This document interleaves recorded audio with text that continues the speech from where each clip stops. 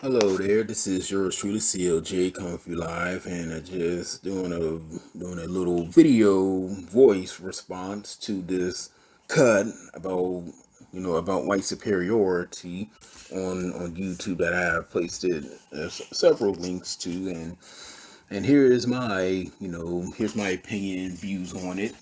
So let's begin here. The first lady, she do have a solid and valid points with Hollywood pushing and cinematic agenda of 90 to 110 pounds, 5'3" to 5'4", females beating up men who's 270 pounds or more, bulky and 6'2" or taller.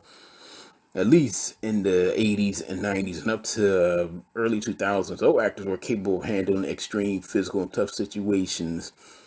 Gina Carrero is the only Hollywood actress I consider an action star. Now to the downfall of this 100, and this word, folks, with a X. What is that supposed to mean? This is why this is why I will never, you'll never hear me say folks, you'll never hear me say people of color, you'll never hear me say any of that crap. You never hear me say no 59 genders or whatever it is now. I'll always say male or female, two genders. You wish to be anything of the LGBTQ community, that's all up to you, not to the general public. So pretty please keep it to yourself and quit poisoning and corrupting the minds of our children with these acceptance propagandas. Oh boy. And to another, well, to counter that, white people love their cats and all that. Well, blacks and Hispanics love their pit bulls and Rockwells. So what's the difference? And then one lady said, white people smell funky. I said, well, that's racist because we all smell funky without soap and water. If humans don't take a bath, you stink, male, female, any race or any color. Now to police interactions. True story. I am 36 years old and guess how many? I had zero, not a zip of negative police interactions. Why? Because I stay out of trouble. I keep calm. I keep a cool posture. Never antagonize. I never waste their time or mine. And I always have great uplifting, positive thoughts and prayers for our men and women in law enforcement. That's right. Women are police officers too. So just saying, it's not all just 100% men who are police officers. And these, speaking of 100, these 100 are just walking keyboard social justice stereotypes and handpicked by XYZ agendas and propaganda. It was such a farce. This video is a caricature of heinous and fake news. I had to force myself to watch this whole video. I empathize for my Caucasian brethren with this never-ending assault of white shame, white guilt, and now white usurping. There's at best a minority of Karens and Beckys out there, and most of them, and most Southern Baptist good old boys are racist and bigots too. Of course, they are 100%. But they ain't hiding behind computer screens or hashtags or anybody can vote for Trump. Anybody can vote for Biden. You don't need to be white or black to vote for any one of them. Going around in this extreme measure. Speaking of that, I mean, if anything, Black Lives Matter, Antifa, and some opportunists burning down cities and destroying public properties that have nothing to do with being a Karen or a Becky. They don't. So do your research on who's really causing all the destruction in this country and the 4Ds: division, desperation, deception, and destruction. Yeah. Other than those school shootings and Dylan Roof and any, that's about it. To be honest, that's all I can think of recently. Yeah, we did have Timothy McVeigh. We had Unabomber. No, he was Unabomber. You had Son of Sam. You had David Koresh with the Waco incident. And other than that, that's about what a minority of white people and Caucasians. And then white people being violent. Where's a white oriented Chicago or Chirac in the white neighborhoods?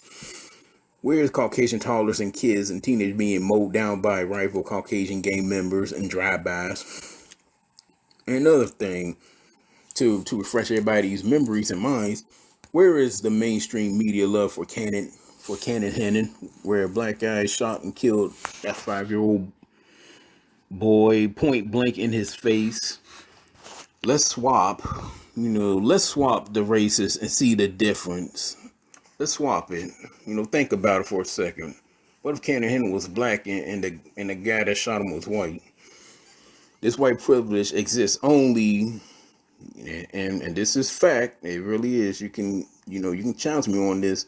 This white privilege exists only to Rockefellers and Rothschilds and the 1.4% of Jewish community and and all the other multi-billionaires and millionaires and billionaires. By the way, they earned their super fortunes throughout the decades of wealth building, smart and resourceful money management, not wasting it on Jordans or Ferraris or Lamborghinis or Gucci or Louis Vuittons and Porsches or going out to trips and all that. No, they was liquid. And that's what the black communities is sorely missing.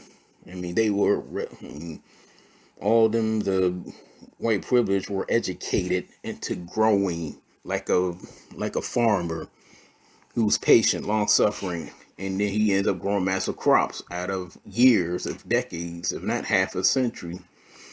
There's many homeless Caucasians out there, much more on welfare. Also do your research. And yes, we do have Caucasians who, Walmart, Apple, Amazon, Microsoft, Google. They built it from the ground up. Most, if not all of them, built it in their garages or inside their parents' homes, and then it just exploded. Elon Musk, yeah, and by the way, if there's white privilege, and there's definitely black privilege, like Oprah Winfrey and Gayle King, Tyler Perry, LeBron James, Will Smith, Lee Daniels, Ava DuVernay. What privilege don't they have privilege over a homeless white person who's on the streets? Just saying. They look forward to seeing any of them tossing their leftover breadcrumbs to them.